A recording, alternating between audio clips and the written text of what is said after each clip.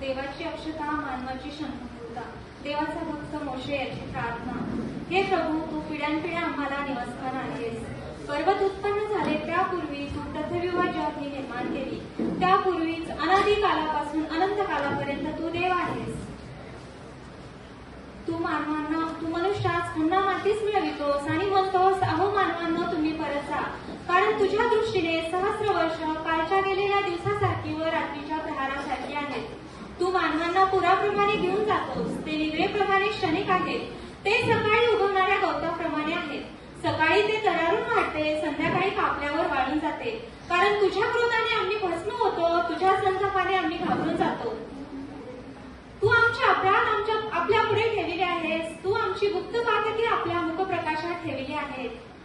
तुझ्या क्रोधात आमचे सर्व दिवस गुजारतात. आम्ही आमचे सर्व आयुष्य चंचल ध्वनीप्रमाणे घालवितो. आमचे आयुष्य 70 वर्ष, फार तर शक्ती आपल्यास 80 वर्ष असेल, तरी त्याचा डांडोल केवळ कष्टमय व दुःखमय आहे, कारण ते लवकर सरते आणि आम्ही निघून जातो. तुझ्या क्रोधाचे बळ कोणाला समजते? तुझे भय बाळगणे इतकी कोणाला तुझ्या क्रोधाची जाणीव आहे? याकरिता आम्हाला आमचे दिवस असे गणण्यास शिकीव की आम्हाला शुद्ध अंतःकरण प्राप्त होईल. हे परमेश्वरा, परत फिर किती वेळ लावशील? हे परमेश्वरा, परत फिर किती वेळ लावशील? तुझ्या सेवकावर करुणा कर. तुझ्या दयेने आम्हाला प्रभातीचे तृप्त कर, म्हणजे आम्ही हर्षभरीत होऊन आमचे सर्व दिवस आनंदात घालू. जेवढे दिवस आम्हाला तू पिढीले, जेवढी वर्ष आम्ही अरिष्ट पाहिले, त्या मानाने आम्हाला आनंदित कर.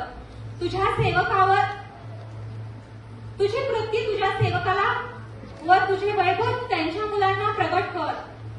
परमेश्वर जो आमचा देव, त्याचा प्रसाद आमच्यावर हो.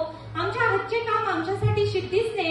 आमच्या हातचे काम आमच्यासाठी सिद्धीच ने. आमेन.